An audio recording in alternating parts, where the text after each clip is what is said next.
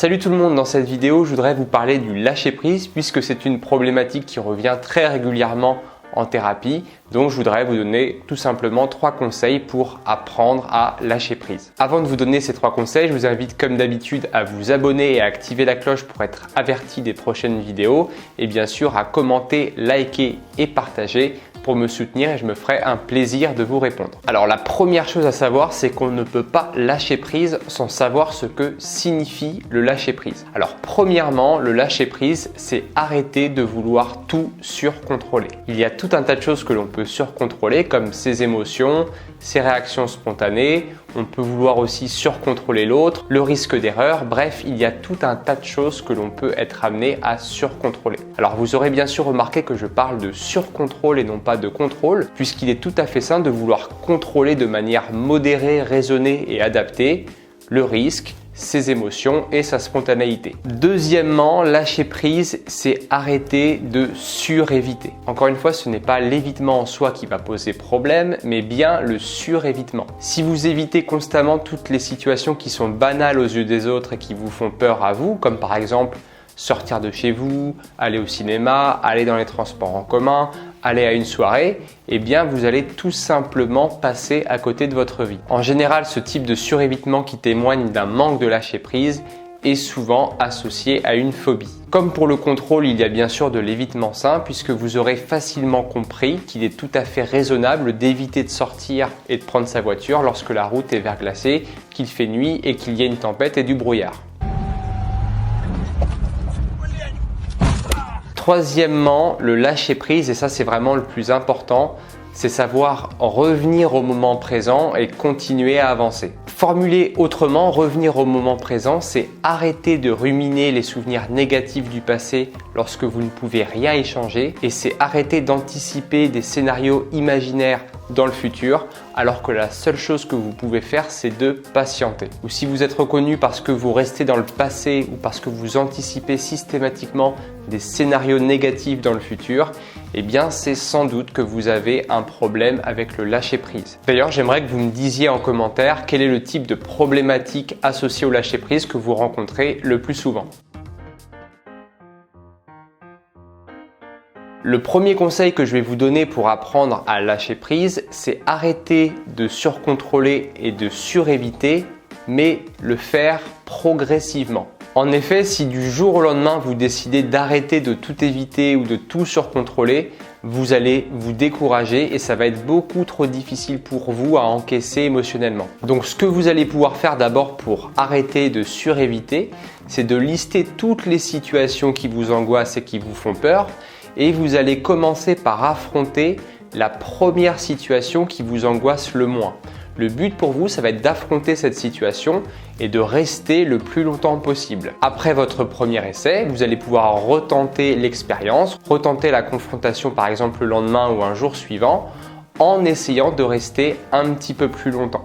Puis une fois que vous vous sentirez parfaitement à l'aise dans cette situation, vous allez pouvoir passer à la situation suivante qui représente normalement un niveau de difficulté, un niveau d'angoisse supérieur. Puis vous allez pouvoir continuer à gravir les échelons en allant jusqu'à la situation qui vous angoisse le plus pour enfin être complètement à l'aise dans cette situation. Pour arrêter de surcontrôler, eh bien c'est la même chose. Vous allez lister toutes les situations que vous surcontrôlez et vous allez devoir vous lancer des défis. Prenons l'exemple du travail. Comme c'est un environnement assez stressant, il est fréquent que des personnes surcontrôlent leur activité. Par exemple, il arrive très fréquemment que des personnes relisent 3, 4, 5 fois leur mail avant de l'envoyer. Donc ce que vous allez pouvoir faire tout simplement, c'est que la première semaine, au lieu de le relire 5 fois, eh bien vous allez le relire 4 fois. Normalement, à la fin de cette première semaine, vous allez vous sentir plus à l'aise et vous allez ensuite passer à 3 relectures, puis à 2 relectures, puis enfin à 1 relecture. Encore une fois, il s'agit d'arrêter de surcontrôler ou de suréviter, mais progressivement. Le deuxième conseil que je vais vous donner va vous concerner si vous êtes enfermé dans le passé ou dans le futur. Alors, ce que je vais vous demander, c'est de penser à une petite chose qui peut vous agacer ou créer une émotion qui vous perturbe. Par exemple, vous pouvez penser que vous avez perdu vos clés. Ou par exemple, vous pouvez aussi penser que vous avez raté la sortie d'autoroute. Vous pouvez également penser que vous avez laissé tomber votre téléphone portable et que l'écran s'est brisé. Allez-y, je vous laisse quelques temps pour penser à une situation qui peut vous agacer, qui peut vous perturber. Et une fois que vous allez avoir trouvé cette situation, vous allez pouvoir fermer les yeux. Donc je vous laisse quelques temps pour y réfléchir. Ça y est, c'est bon, vous avez trouvé? Donc ce que vous allez pouvoir faire, comme je l'ai dit, c'est simplement fermer les yeux. Vous allez penser à la situation qui vous perturbe, qui vous agace, celle que vous avez choisie. Et vous allez imaginer que vous allez fixer cette situation, l'image associée ou la pensée associée à la situation. Vous allez imaginer que vous la fixez à une feuille qui tombe d'un arbre, très lentement, et qui vacille de gauche à droite. Et vous simplement, vous allez observer cette feuille sur laquelle vous avez fixé la pensée ou l'image. Vous allez observer cette feuille qui tombe de gauche à droite, très très lentement, et qui tombe en direction d'un ruisseau. Vous allez progressivement la voir tomber et se rapprocher du ruisseau. Et puis vous allez observer cette feuille qui s'écoule le long du ruisseau. Et vous allez la voir s'éloigner de plus en plus. Et au fur et à mesure où vous voyez cette feuille qui s'éloigne, vous commencez à ressentir que vous êtes de plus en plus détaché et que le niveau de perturbation diminue. Puis vous allez pouvoir répéter l'opération jusqu'à temps que le niveau de perturbation soit retombé à 0. Voilà, donc vous pouvez ouvrir les yeux. Le petit exercice que je viens de faire, eh bien, c'est un exercice que vous allez pouvoir reproduire seul. En clair, dès que vous allez être perturbé par un souvenir du passé qui vous accroche ou dès que vous allez anticiper en boucle des scénarios imaginaires négatifs dans le futur.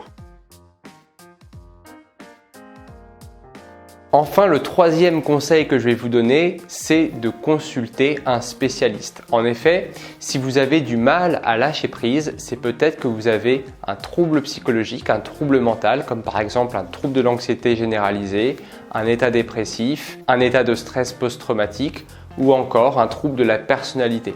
Sachez qu'il y a des professionnels qui sont formés pour vous aider et qui peuvent vous permettre de lâcher prise, comme par exemple un psychologue spécialisé en thérapie cognitive et comportementale, en thérapie brève, ou alors un hypnothérapeute par exemple. Voilà, j'espère que cette vidéo vous aura plu, que comme d'habitude vous aurez appris des choses. N'hésitez pas, comme je vous l'ai dit, à commenter, liker, vous abonner et partager. D'ici là, je vous dis à très bientôt pour une prochaine vidéo. Salut!